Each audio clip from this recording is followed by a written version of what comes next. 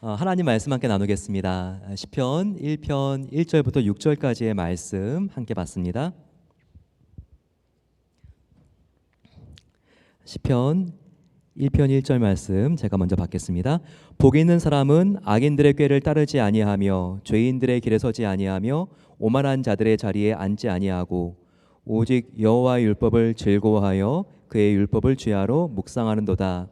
그는 시냇가에 심은 나무가 철을 따라 열매를 맺으며 그 잎사귀가 마르지 아니함 같으니 그가 하는 모든 일이 다 형통하리로다. 악인들은 그렇지 아니하며 오직 바람에 나는 겨와 같도다. 그러므로 악인들은 심판을 견디지 못하며 죄인들이 의인들의 모임에 들지 못하리로다. 무릇 의인들의 길은 여호와께서 인정하시나 악인들의 길은 망하리로다. 아멘. 올해 저희 교회의 표어가 본질은 깊게 연연력은 넓게입니다. 그래서 먼저 저희들이 본질은 깊게 이 방법이 무엇인지 함께 매주 살펴보고 있습니다.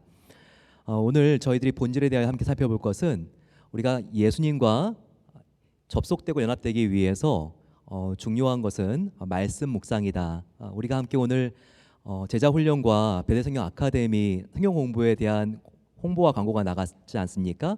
마찬가지로 저희도 어떻게 하면 하나님 말씀과 더욱더 가까워지는 새해가 될 수 있는지 함께 나누어 보기를 원합니다. 영화부에 가면 아이들이 굉장히 어리죠. 근데 제일 먼저 우리 아이들이 누구에게 말을 배우죠? 예, 엄마입니다. 엄마한테 말을 배우는데 무슨 말부터 배웁니까? 네, 엄마, 아빠. 그 다음이 뭘까요? 맘마와 지지입니다. 네, 그래서 아이한테 먹을 수 있는 것과 먹지 못하는 것을 알려주죠. 이것은 아이들의 생존과 관계되기 때문에 제일 먼저 본능적으로 알려주는 단어라고 합니다.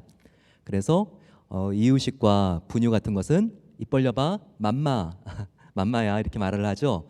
예, 그리고 흙이라든지 또 독소 같은 이물질 같은 거는 지지야, 먹지 마 이렇게 알려주죠.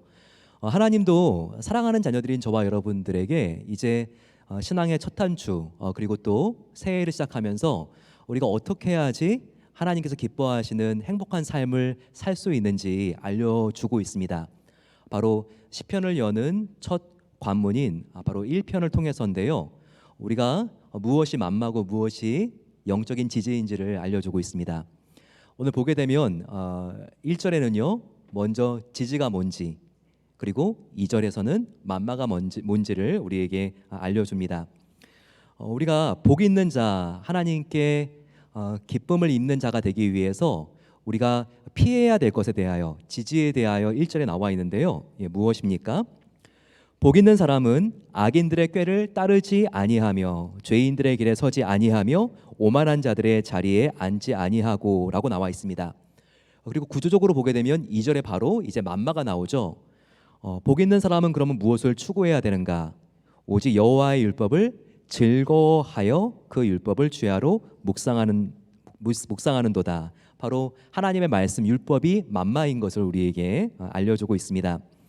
한번 우리가 피해야 될 것, 복 있는 자가 되기 위해서 피해야 될 것이 무엇인지 살펴보세요. 1절을 보게 되면 죄는 피해야 되는데 꾀에서 시작이 되고 점진적으로 발전한다는 것을 우리는 알 수 있습니다.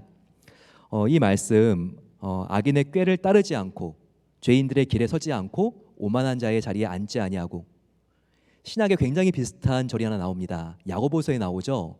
야고보서 1장 14, 15절입니다. 보세요. 오직 각 사람이 시험을 받는 것은 자기 욕심에 끌려 미혹됨이니 욕심이 잉태한즉 죄를 낳고 죄가 장성한즉 사망을 낳느니라 라고 나와 있습니다. 지금 우리 마음, 생각, 이 욕심이 죄로 발전하고 죄는 결국 멸망, 사망으로 이렇게 우리를 내몬다는 것을 알려주고 있죠. 이 야고보서 말씀과 한번 시편 1편 1절 말씀을 한번 연관해서 보시기 바랍니다.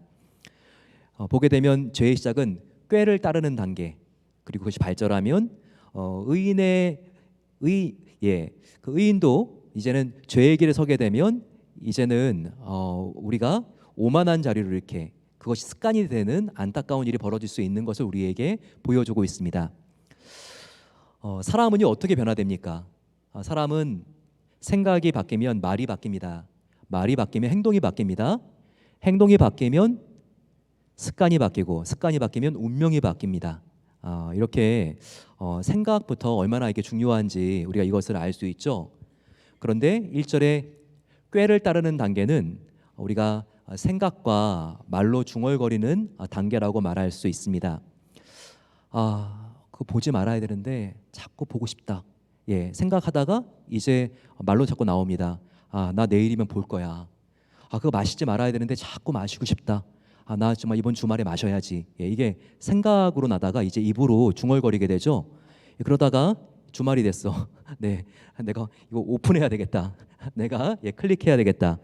이제는 죄인의 길에 서기로 결정합니다. 여기서 멈추지 않으면요, 그 다음에는요, 이제는 그냥 그 자리가 부끄러운지도 모르고 얼마나 위험한 자리인지도 모르고 그냥 앉게 되죠. 이제는 행동이 되고 습관이 된다는 겁니다. 그럼 여러분, 우리가 어떻게 해야지 이런 죄된 길을 가지 않고 하나님이 정말 기뻐하시는 복된 자가 될 수 있을까요? 바로 그것은요, 일단 죄는 생각부터 하지 않는 우리의 생각의 체질을 만들고 습관을 기르는 겁니다. 마르틴 루터 종교개혁가는 이렇게 말했죠. 사람이 머리에 새가 지나가는 것은 막을 수 없어도 머리에 둥지를 트는 것은 막을 수 있다라고 말합니다. 눈치가 빠른 분들은 이 새가 무엇인지 딱 직감적으로 와닿았을 것 같아요. 여기서 새는요, 나쁜 생각입니다. 나쁜 생각이 머리에 스쳐 지나가는 거에 어떻게 막겠어요? 하지만 자꾸 그런 생각의 새가 스쳐 지나가는데 이것을 그냥 계속 놔두면 언젠가 날아와서 내 머리에 앉게 되고 또 하나씩 나무가지를 물어와서 둥지를 트게 되는 거죠. 그래서 우리가 죄된 생각을 계속 쌓이도록 방치하면 안 됩니다.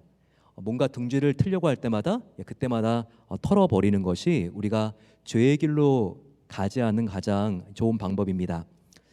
제가 생각났을 때 지체하지 말고 우리는 예수님의 십자가를 바라봐야 합니다. 그리고 그분의 보혈을 의지해서 나는 되지 않지만 주님, 이 죄된 생각을 거두어 주세요. 우리가 회개할 때 우리는 죄의 길로 밑거름을 타고 떨어지지 않을 수가 있습니다. 그러면 우리가 추구해야 될 만만은 뭘까요? 2절 우리가 아까 한번 읽었죠? 보게 되면 오직 여호와의 율법을 즐거워하여 그 율법을 주야로 묵상하는 자, 바로 이 사람이 복 있는 자라고 지금 정의 내리고 있습니다.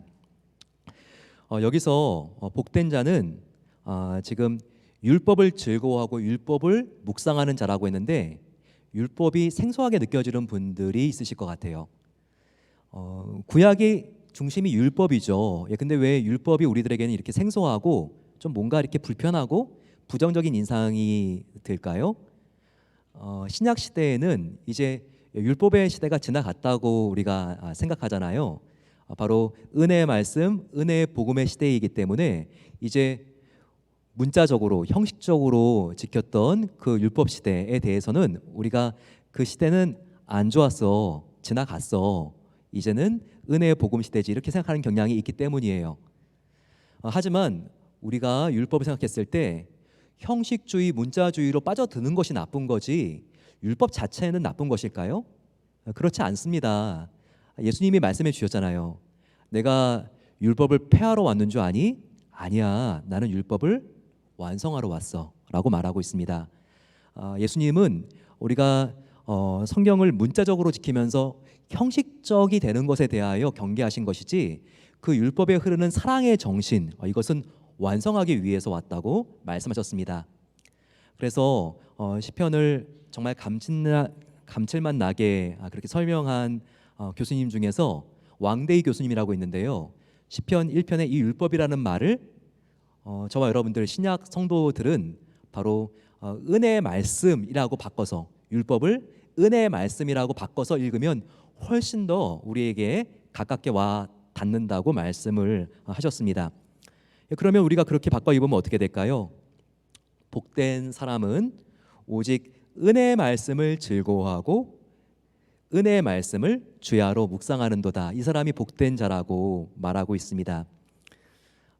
정말 뭔가 주식에 대박이 터진 사람, 또 이렇게 집을 어디 샀는데 2배로 오른 사람, 이런 사람이 복된 사람이라고 말하지 않고 하나님의 이 은혜의 말씀을 주야로 묵상하고 즐거워하는 사람이 복된 사람이라고 이렇게 말씀하고 있습니다. 그럼 이 부분을 조금 더 자세하게 보겠습니다.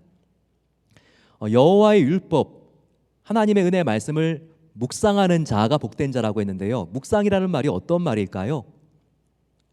원어로 보게 되면 이 묵상이라는 말은요, 사자가 먹이를 이렇게 입에 가까이 넣고 빼앗길까봐 이렇게 으르렁대는 모습, 혹은 비둘기가 구구구구구 이렇게 우는 그런 의성어에서 유래되었다고 이 묵상이라는 말이 그렇게 추정하는 신학자들도 있습니다. 그렇기 때문에 이 묵상이라고 하는 것은요, 작은 소리로 중얼거리다, 말씀을 작은 소리로 중얼거리다, 조용히 읊조리다 라고 하는 이 뜻입니다. 즉 묵상은 무엇입니까? 말씀을 정말 사랑해서 말씀이 나와 더욱더 가까워지기 위해서 정말 자다가도 일어나서도 그 입술에 항상 중얼거리며 읊조리는 바로 그 상태라는 것이죠.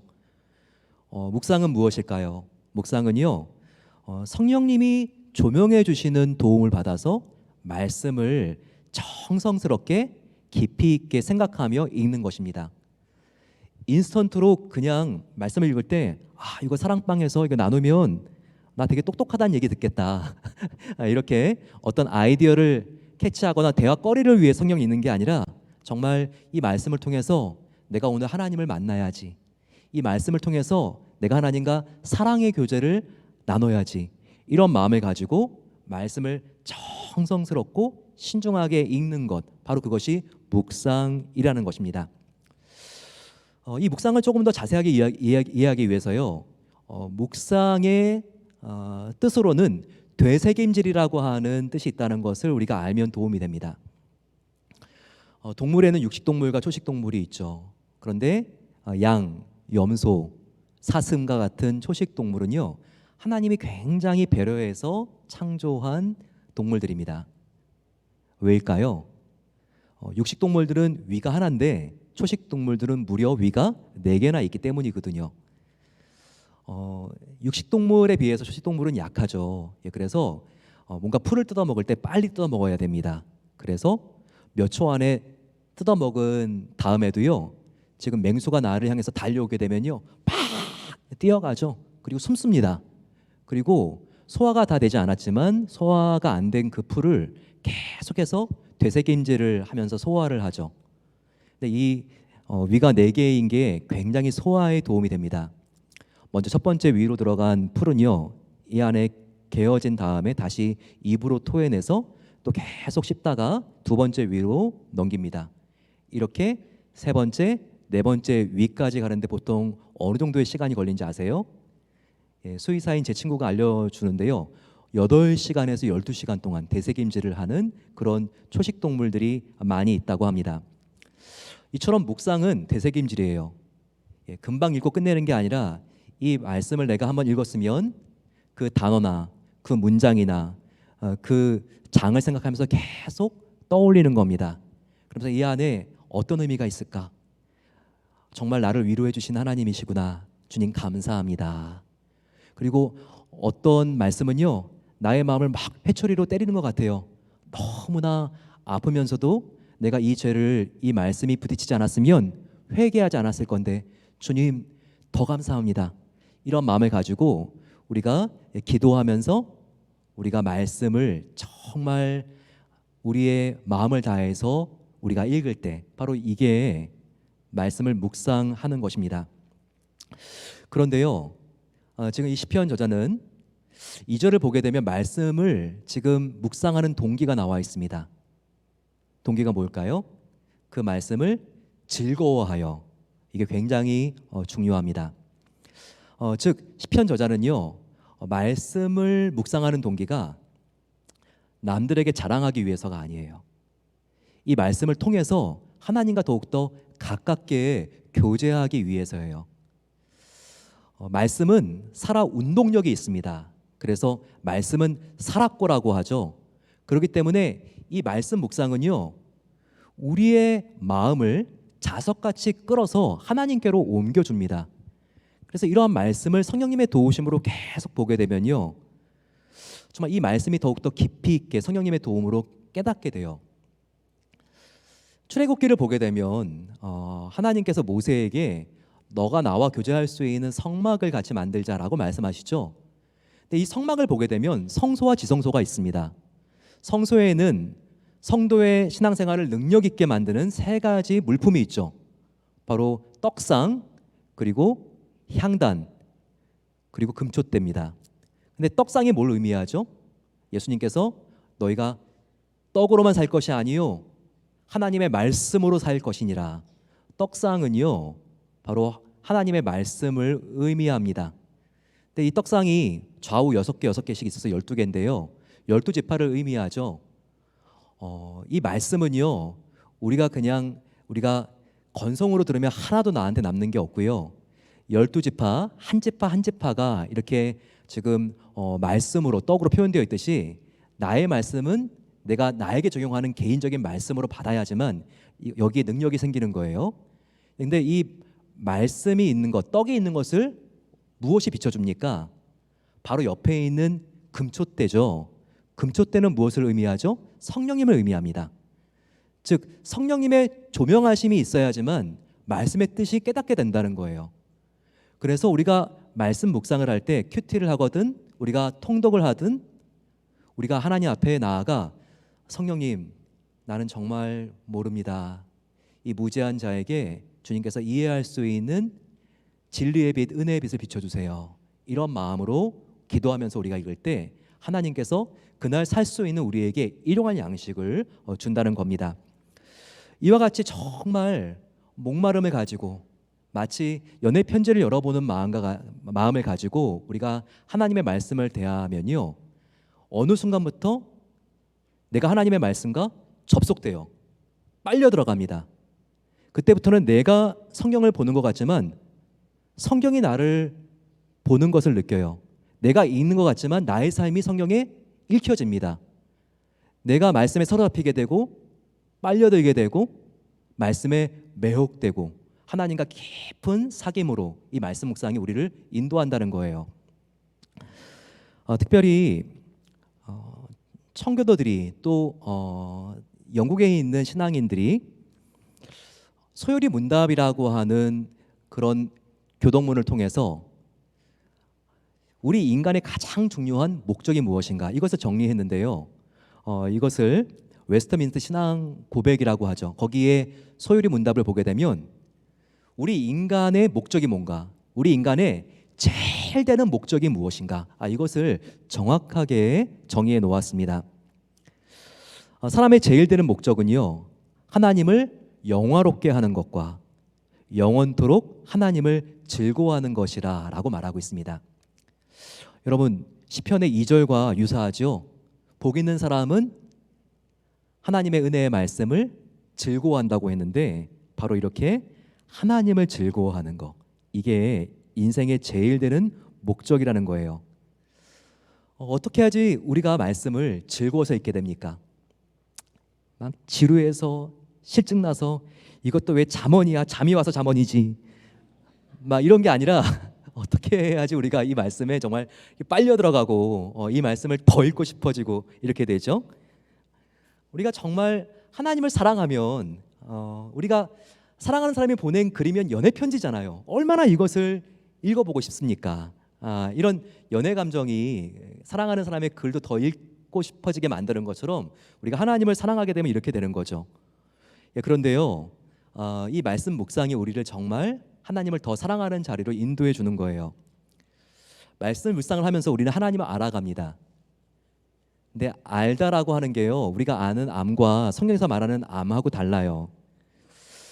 성경에서 알다라고 하는 말은 야다라고 이렇게 표현을 하잖아요. 이것은 지식적으로 인지적으로 아는 게 아니라 관계적으로 체험적으로 아는 것을 말합니다. 그래서 성경에서는요, 아담이 하와를 알았다라고 하는데 바로 이 알았다고 하는 것은요, 아담이 하와와 동침했다, 성관계를 했다, 이렇게 해석을 합니다. 바로 이 우리가 하나님을 알아간다는 이 IM은 하나님에 대하여 knowing about이 아니라 knowing God, 하나님을 우리가 인격적으로 안다는 거죠. 따라서 우리가 그냥 성경을 읽는 것과 하나님과 더 깊은 사랑을 나누기 위해서 읽는 것은 천지 차이라는 거예요. 하지만 정말 저와 여러분들이 성경을 읽는 동기가 바로 하나님과 더 가까워지기 위해서 읽는 것이라면 우리는 그 말씀 속에 빨려 들어가게 됩니다. 그리고 주님의 아름다운 형상으로 변화되어 가고요, 하나님의 뜻과 하나님의 길을 우리가 제대로 분별할 수 있게 됩니다. 그래서 말씀을 묵상하는 자의 두 번째 유익은요, 말씀을 우리가 더 깊이 묵상할수록 하나님의 뜻을 더욱더 깊이 이해하게 되고 정확하게 하나님의 뜻을 알기 때문에 하나님의 선한 길로 인도받을 수 있다는 거예요.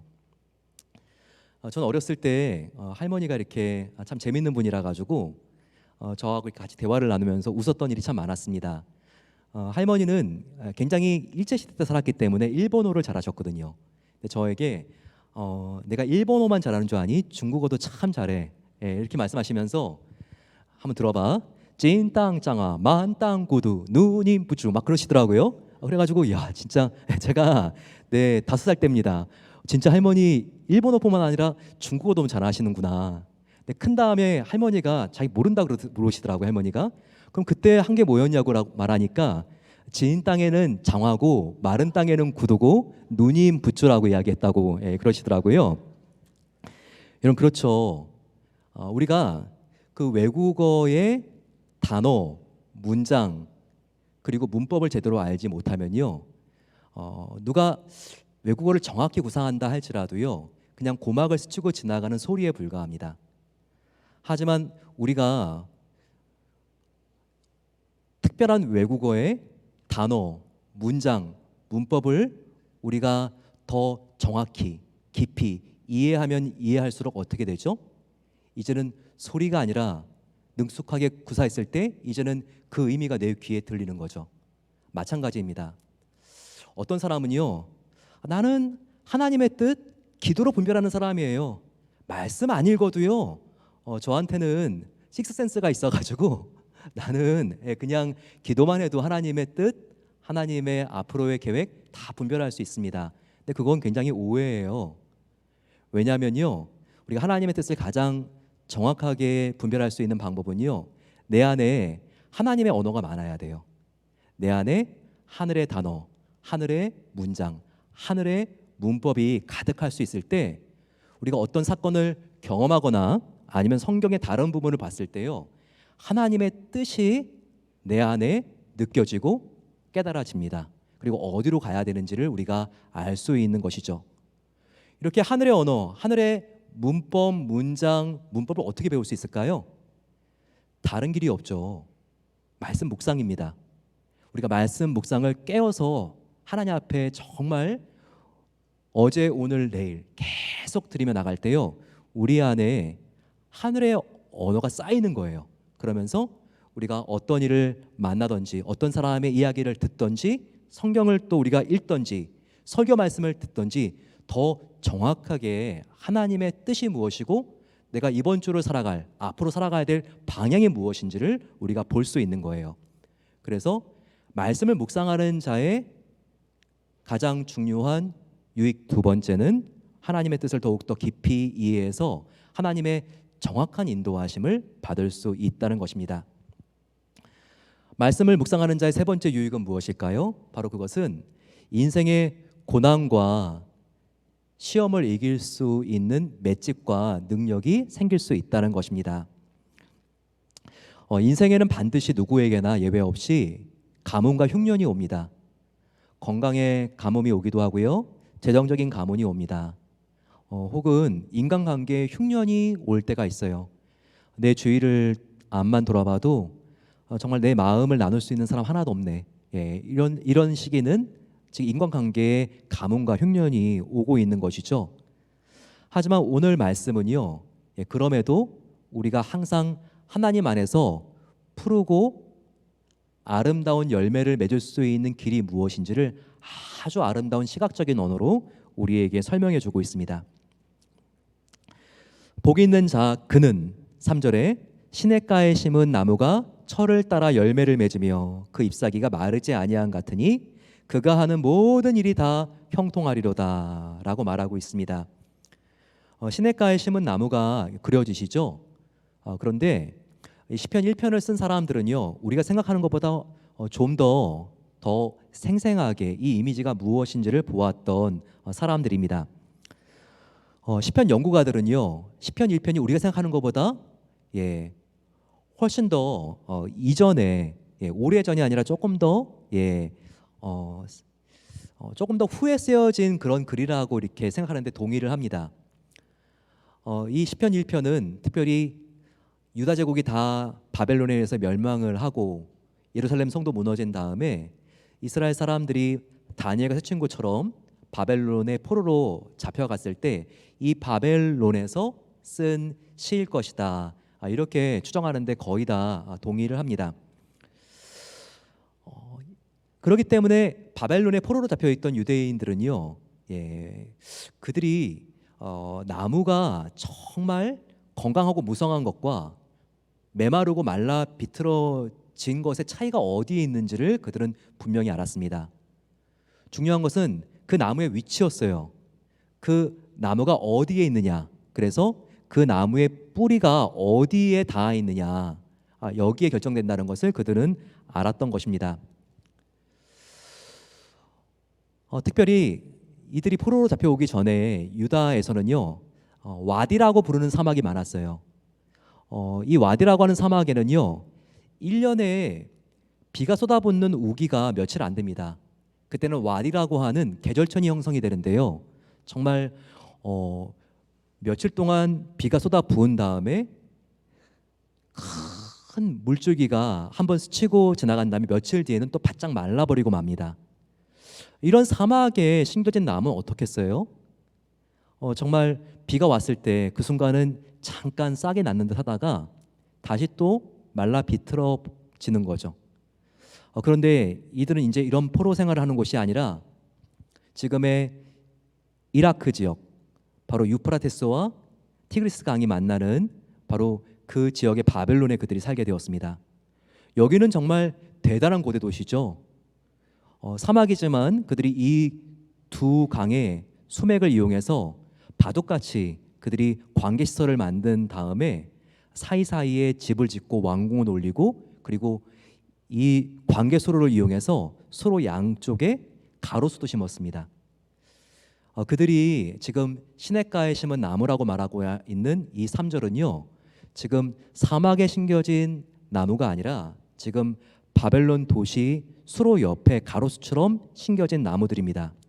그래서 여기 있는 시냇가에 심은 나무라는 것을요, 조금 더 원어로 정확하게 보게 되면 시냇가에 옮겨와 심겨진 나무라고 하는 뜻이 있습니다. 그들은 알았던 것이죠. 이제 유다 제국이 멸망하고 예루살렘도 다 파괴되면서 바벨론으로 내가 와서 살게 되었는데, 이제는 더 이상 제사를 드릴 수 있는 성전도 없고, 그리고 안식일도 제대로 지킬 수 없고, 그리고 그 화려한 성가대도 없는데, 하지만 그럼에도 내가 이 신앙을 지킬 수 있는 유일한 길은 내가 이 말씀, 율법을 붙드는 길밖에 없다. 그들이 이와 같은 신앙의 체험을 한 다음에는요, 이 바벨론의 수로 옆에 심겨져 있는 이 나무같이 되는 것이 얼마나 복인지를 그들이 알았던 것입니다. 즉 여러분, 나무에게 가장 중요한 게 무엇입니까? 나무에게 가장 중요한 것은요, 어디로 옮겨지느냐가 이 나무의 생존을 좌우하는 거예요. 이 나무가 얼마나 빠르게 자라느냐, 더욱더 많이 가지를 내느냐, 더 높이 올라가느냐, 이건 아무 소용없어요. 한순간에 가뭄이 오면요, 다 말라 비틀어질 수 있고 애써서 수고한 열매들도 다 떨어질 수 있습니다. 마찬가지로 여러분, 우리가 하나님을 떠나서 아무리 재물을 축적하고 높은 지위에 올라가고 명성을 얻는다 할지라도요, 하나님을 떠난 삶은 곱하기 제로 0이라는 거예요. 오늘 우리가 살펴보는 본문과 같이 아기는 뭐와 같다고요? 바람에 나는 겨와 같도다. 정말 우리가 예수님을 믿을 때 우리는 이와 같은 사막 같은 광야에서 시냇가에 심은 나무와 같이 지금 영원히 흐르는 생수인 예수님의 이 생수 바로 그곳으로 우리가 옮겨져 왔기 때문에 우리는 이미 영생을 얻었고 가장 큰 복을 이미 얻은 자라는 것을 여기서 우리에게 알려주고 있는 것입니다. 얼마나 이것이 감사한 약속입니까? 우리가 새해에 하나님 기뻐하시는 열매를 맺기 원합니다. 선한 영향력, 하나님 기뻐하시는 열매. 근데 이렇게 우리가 시절을 쫓아 과실을 맺는 나무가 되기 위해서는요, 하나님과 붙어 있어야 된다는 거예요. 근데 중요한 것은요, 내가 주님을 믿기 때문에 이미 내가 하나님의 영원한 품으로 옮겨져 심어졌다라는 것을 우리가 믿는 것이 중요하고 이게 시작이라는 거예요. 나의 공로가 아니죠. 내가 뭔가 자격이 있어서가 아니죠. 하지만 나 같은 죄인 중의 개수가 예수님을 하나님의 아들 독생자, 나를 구원하시기 위해서 이 땅에 오셔서 십자가에 죽으시고 부활하신 분으로 믿기 때문에 저와 여러분들은 이미 영원한 사망의 저주에서 영생으로 하나님의 자녀로 옮겨온 신분이 있다는 것을 믿게 되시기를 축원합니다.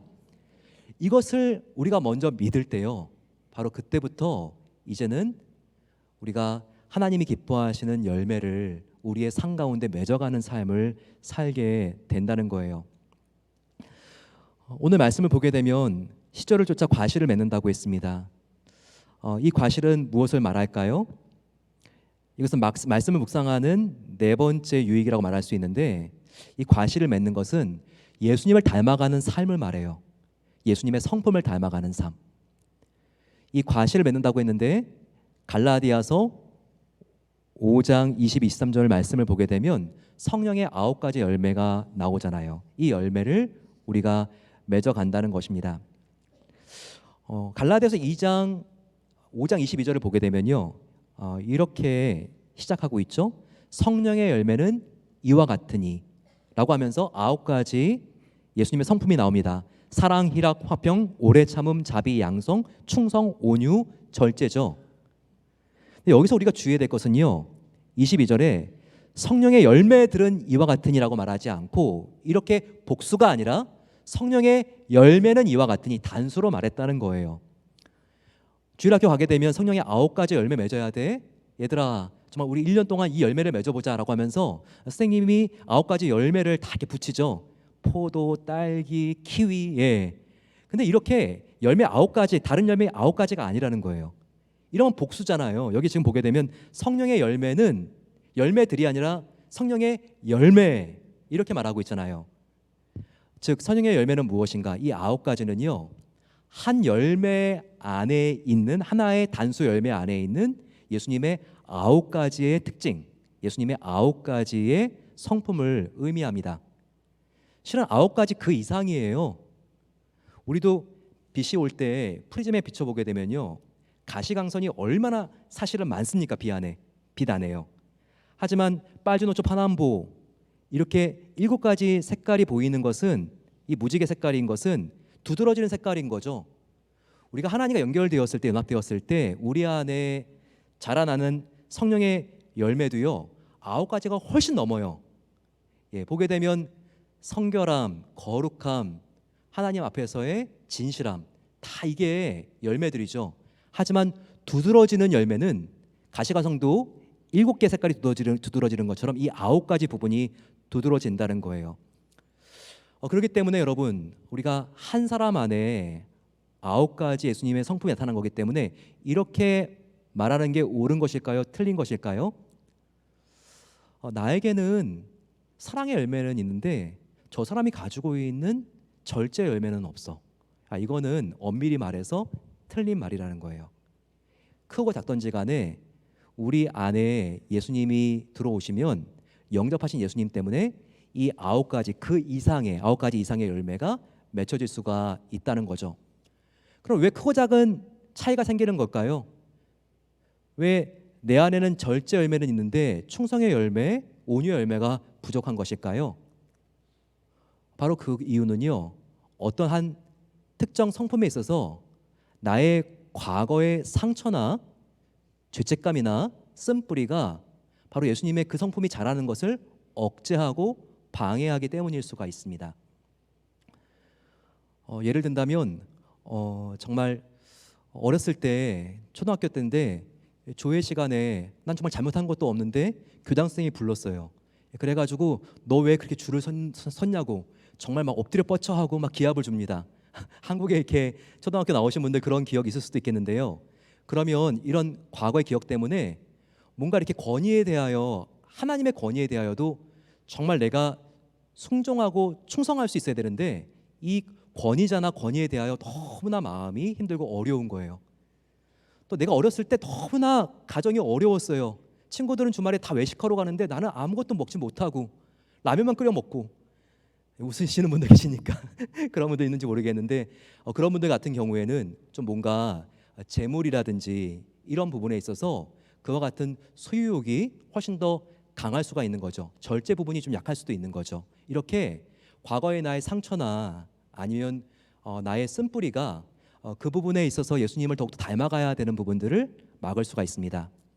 하지만 그럴지라도 우리가 이 연약한 부분들을 하나님께 내어놓고 주님, 나에게 이런 연약한 부분이 있는 것을 이 시간 고백합니다. 내 힘으로 안 되지만 주님 도와주세요.